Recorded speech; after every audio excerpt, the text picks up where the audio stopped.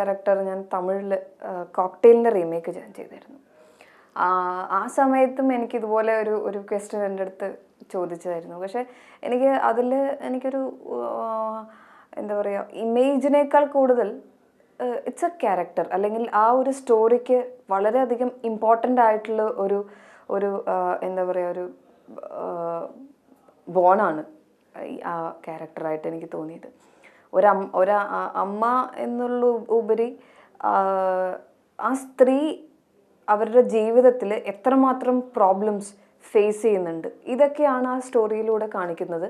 കൂടെ കുറച്ചും കൂടെ ഒരു ലൈഫാവുമ്പോൾ എപ്പോഴും നമുക്കതിൻ്റെ ബുദ്ധിമുട്ടുകളല്ലാണ്ട് അതിൻ്റെ ഒരു ഈസി വേ വളരെ കുറവായിരിക്കും.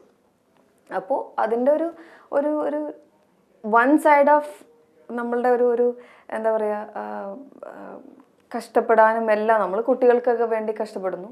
അതിനുള്ള ഒരു കഷ്ടപ്പാടിൻ്റെ ഒരു ഫീലും കൂടിയാണ് ഈ കുട്ടി ആയിട്ടുള്ളത്. ഈ കുട്ടി ഈ പടത്തിൽ പറഞ്ഞു കഴിഞ്ഞാൽ ഈ കുട്ടിയെ നമുക്ക് പഠിപ്പിക്കാൻ ഉള്ള ഒരു അവസ്ഥ ഇല്ല. 5-6 വയസ്സുള്ളൊരു കുട്ടിയാണ്. അവളെ സ്കൂളിൽ വിടാനോ അവൾക്ക് ആവശ്യത്തിനുള്ളൊരു ഭക്ഷണം കൊടുക്കാനോ ഇതിനുള്ള ഒരു കപ്പാസിറ്റി ഈ ഫാമിലിക്ക് ഇല്ലാതെ ആവുകയാണ്. സോ ആക്ച്വലി പറഞ്ഞു കഴിഞ്ഞാൽ ആ കുട്ടിയിലൂടെ നമുക്ക് ഭയങ്കര എന്താ പറയുക, ഇപ്പോൾ കുട്ടിയെ കാണുമ്പോൾ നമുക്ക് വളരെ സിമ്പത്തി തോന്നും. കാരണം അയ്യോ, ആ കുട്ടിക്കൊന്നും കിട്ടുന്നില്ലല്ലോ. മറ്റു കുട്ടികളൊക്കെ ഇവളെ കണ്ടിട്ട് കളിയാക്കുന്നുണ്ട്, നമ്മളുടെ അടുത്ത് ചോദിക്കുന്നുണ്ട് എന്തുകൊണ്ട്. നമുക്കതൊന്നും ഓപ്പൺ ആയിട്ട് പറയാൻ പറ്റുന്നില്ല. ഇങ്ങനത്തേക്ക് ഓരോ അവസ്ഥകളാണ് ഈ ഫിലിമിലൂടെ പറയുന്നത്. ഇപ്പം എനിക്ക് അങ്ങനെ ഒരു ബുദ്ധിമുട്ടൊന്നും തോന്നിയില്ല. അതിന് പറഞ്ഞു ഒരു കുട്ടി ഉണ്ടാവും, 5-6 വയസ്സുള്ളൊരു കുട്ടിയായിരിക്കും, കുട്ടിയുടെ അമ്മയായിട്ടാണ്. ഓക്കെ, എനിക്ക് കുഴപ്പമൊന്നുമില്ല. എനിക്ക് ക്യാരക്ടർ നല്ലൊരു ക്യാരക്ടറാണ്. അപ്പോൾ അതിൻ്റെ ഉള്ളിൽ എനിക്ക് വലിയ പ്രോബ്ലം തോന്നിയില്ല. ആക്ച്വലി പറഞ്ഞാൽ ഞാൻ വളരെയധികം ആഗ്രഹിച്ചൊരു കാര്യമാണ്. കാരണം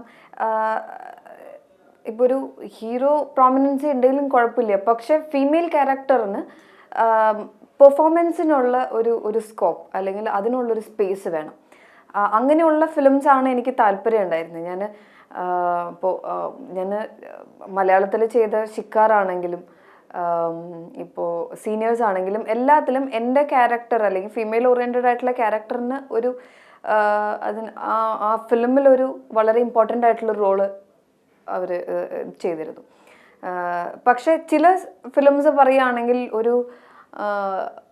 എന്താ പറയുക, ഒരു ഗസ്റ്റ് പോലെ അല്ലെങ്കിൽ വന്നു പോണു അങ്ങനത്തെ ഒരു ഫീൽ വരാറുണ്ട്. അതിൽ നിന്നും ഇപ്പോൾ ഒത്തിരി മാറ്റങ്ങൾ വരുമ്പോൾ സന്തോഷമുണ്ട്.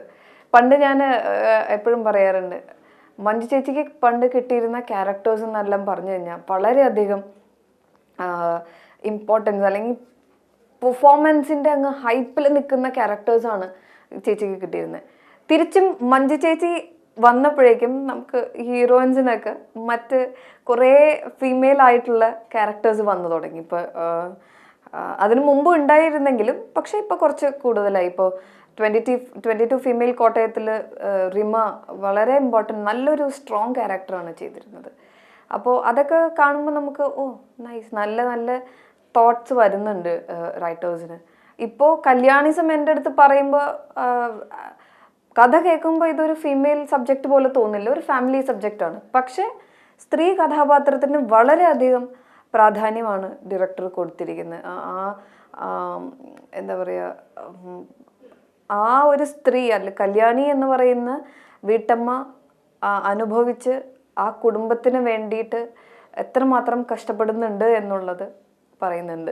ഇതൊരു എന്താ പറയുക,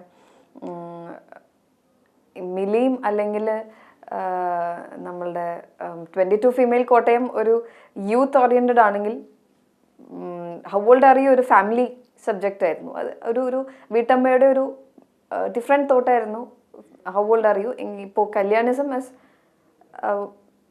എന്താ പറയുക, ഒരു നാട്ടിൻപുറത്തുനിന്ന് വന്നൊരു കുട്ടി ദുബായ് പോലത്തെ ഒരു നഗരത്തിൽ ചെന്നിട്ട് ജീവിക്കാൻ വേണ്ടി അവൾ സ്ട്രഗിൾ ചെയ്തിട്ട് വെളിയിലേക്ക് വരുന്നതാണ്. പഴയ ഒരു പ്രൗഢിയിലേക്ക് വരുന്ന ഒരു ക്യാരക്ടറും ഒരു ഫിലിമുമാണ് കല്യാണിസം. ആക്ച്വലി പറഞ്ഞു കഴിഞ്ഞാൽ ഞാൻ ചില സീക്വൻസ് എല്ലാം ചെയ്യുമ്പോൾ ഞാനിങ്ങനെ ആലോചിക്കും, ചില ഇൻസിഡൻസ് നമ്മളുടെ ലൈഫിലും ഇങ്ങനെ ഉണ്ടായ കുറച്ച് ഇൻസിഡൻസ് പോലെ എനിക്ക് ഫീൽ ചെയ്തിരുന്നു. കല്യാണം കഴിഞ്ഞതുകൊണ്ട് ആ ഒരു ക്യാരക്ടർ അഭിനയിക്കാൻ ഒരു പ്ലസ് പോയിന്റ് അങ്ങനെയൊന്നും എനിക്ക് തോന്നിയില്ല. ഇതിലിപ്പോൾ ഒരു സീക്വൻസ് പറഞ്ഞു കഴിഞ്ഞാൽ കുട്ടിക്കൊരു ഒരു ഒരു ഡ്രസ്സ് മേടിച്ചു കൊടുക്കാനോ അതിനൊന്നും പൈസ ഇല്ല. അപ്പോൾ അതിന് വേണ്ടിയിട്ട് നമ്മൾ എന്താ പറയുക, ഇപ്പോൾ ഒരു അമ്മ കാണിക്കുന്ന ഒരു ക്യൂരിയോസിറ്റി, ഒരു പെൺകുട്ടി ഉണ്ടായിട്ട് അമ്മ കാണിക്കുന്ന ഒരു ക്യൂരിയോസിറ്റി ആയിരിക്കില്ല ഒരു അച്ഛന് പെട്ടെന്ന് അങ്ങനെ ഒരു ഒരു ഒരു ഇമോഷണൽ ട്രാക്കിലേക്ക് വരാൻ ടൈം എടുക്കും. അപ്പോൾ അതിലുള്ള ചില സീക്വൻസ് ഇങ്ങനെ പറഞ്ഞു തരുമ്പോൾ അനു എൻ്റെ അടുത്ത് പറയും, വേണമെങ്കിൽ അനു ഒന്ന് ആലോചിച്ചുള്ളൂ. അനുവിൻ്റെ മീൻസ് ഇപ്പോൾ എൻ്റെ അടുത്ത് പറയുന്നത് അനുറാം പറയും, അനന്യ ഒന്ന് ആലോചിച്ചോളൂ, എന്തെങ്കിലും സീക്വൻസ് ആയിട്ട് അനുവിന് ബന്ധമുണ്ടെങ്കിൽ അത് ആ രീതിയിൽ നമുക്ക് അഭിനയിക്കാൻ പറ്റും, ഒന്ന് ആലോചിച്ചോളൂ എന്നൊക്കെ പറയും. അപ്പോൾ ഒച്ചെടുക്കേണ്ട സീക്വൻസ് ഒക്കെ വരുമ്പോൾ ഈ നമുക്ക് അധികം ഒച്ചയെടുത്തൊന്നും സംസാരിക്കാൻ പറ്റില്ല. അവിടെ ഒച്ചെടുത്താലൊക്കെ അത് ഫുൾ ഷൂട്ട് ദുബായിലായത് കാരണം കൂടുതലൊക്കെ ഒച്ചെടുത്താൽ ചിലപ്പോൾ പോലീസ് വന്ന് നമുക്ക് പണി തരും. അപ്പോൾ അധികം ഒച്ചെടുക്കാൻ എനിക്കത് പേടിയുണ്ട്. എന്നാൽ സൗണ്ട് എടുത്ത് സംസാരിക്കേണ്ട സീക്വൻസും വരുന്നുണ്ട്. ഇതെന്തായി കാണിക്കുന്നത്, അങ്ങനെ ഇങ്ങനെയൊക്കെ ഉള്ള സംസാരങ്ങളൊക്കെ വരുമ്പോൾ അപ്പോൾ എന്നെ കളിയാക്കാറുണ്ട്, ഇങ്ങനെയൊക്കെ വീട്ടിൽ സംസാരിക്കാറുണ്ടോ എന്നൊക്കെ ചോദിച്ചിട്ട്. പക്ഷെ എന്താ പറയുക, നല്ലൊരു എക്സ്പീരിയൻസ് ആയിരുന്നു ആക്ച്വലി പറഞ്ഞു കഴിഞ്ഞാൽ. ഒരു ഒരു ഒരു പറഞ്ഞില്ലേ സാരിയൊക്കെ എടുത്തിട്ട്, ഞാൻ വീട്ടിൽ സാരി ഒന്നും എടുത്തോണ്ട് നിൽക്കുന്ന ഒരാളല്ല. അപ്പോൾ ഒരു ത്രൂ ഔട്ട് ഫിലിം സാരി ഉടുത്തിട്ട് അടുക്കളയിൽ പെരുമാറണം, അടിച്ചു വാരണം, കുട്ടിയെ നോക്കണം, ഒരു ഒരു വളരെ മെച്ചുവേർഡ് ആയിട്ടുള്ള ഒരു ക്യാരക്ടറാണ് ഇതിൽ കല്യാണി എന്ന് പറയുന്നത്. എന്നാൽ അതിന് മാനസികമായിട്ടുള്ള ഒരു ഒരു അവസ്ഥ ആ കുട്ടി പെട്ടെന്ന് എന്താ പറയുക, ആ കുട്ടിക്ക് വന്ന് പോയതാണ്. അങ്ങനെയൊക്കെ ഉള്ള കുറേ കാര്യങ്ങളാണ് കല്യാണീസത്തിൽ ഉള്ളത്.